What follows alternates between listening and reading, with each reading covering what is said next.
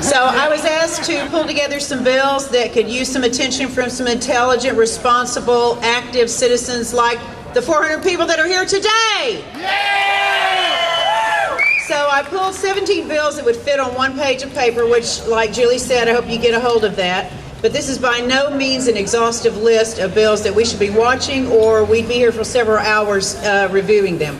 So if you will read along with me, if you have your flyer with the U.S. and the Texas flag at the top, I'll go over these bills very, very quickly.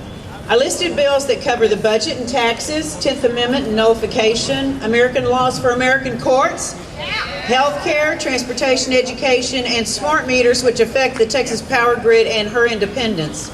So you will see 11 committees listed, each one with one bill or more assigned to them.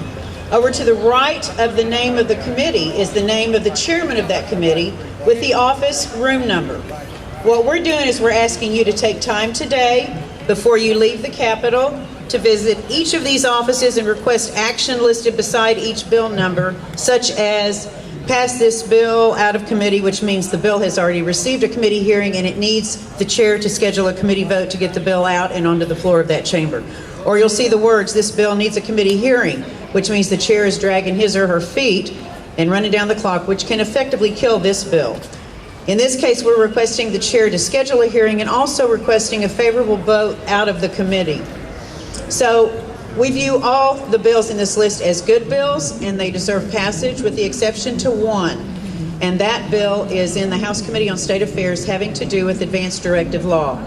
Now, the first two bills at the top of the page and the very last bill at the bottom of the page are a little bit different than the ones in the middle. The top two bills at the top of the page are Senate bills that have already passed in the Senate chamber and are now waiting to be passed in the House. But they first must receive a sponsor in the House. This will be a House representative who will sponsor the bill in the House and carry it through the committee process and the House floor votes. So we're asking you to contact the most likely sponsor of these two bills that could expedite the passage of the bills, and that would be the chair of the House Committee on Appropriations, Chairman John Otto.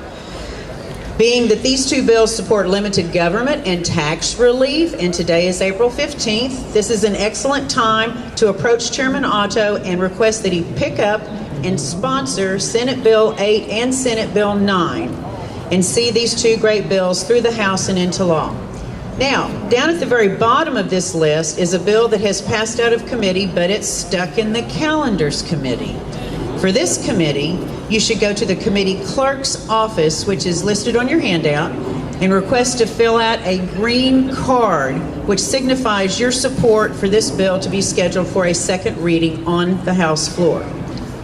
And I made a mistake, and I apologize because I prepared this, but near the bottom of the page, the second to the last bill listed, which is Senate Bill 1819, repealing in-state tuition for undocumented students, please don't go to Senator Donna Campbell's office, as it indicates.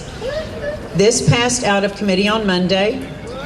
So if you agree with the intent of this bill, please visit your senator and ask them to co-author Senate Bill 1819.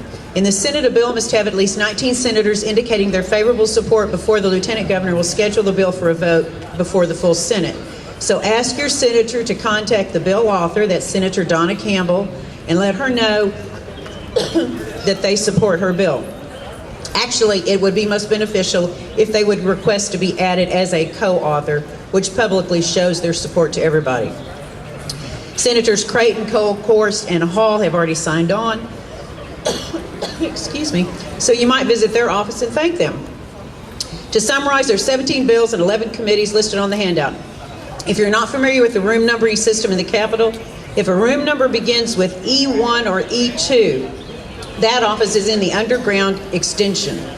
All others are on the ground floor, on the first, second, or third.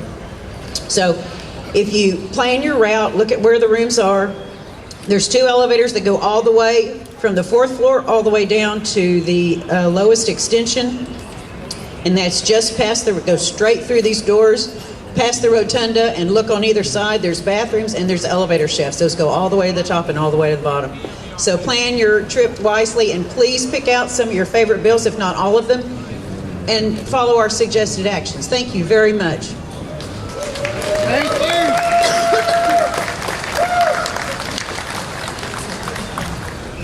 I get to introduce them?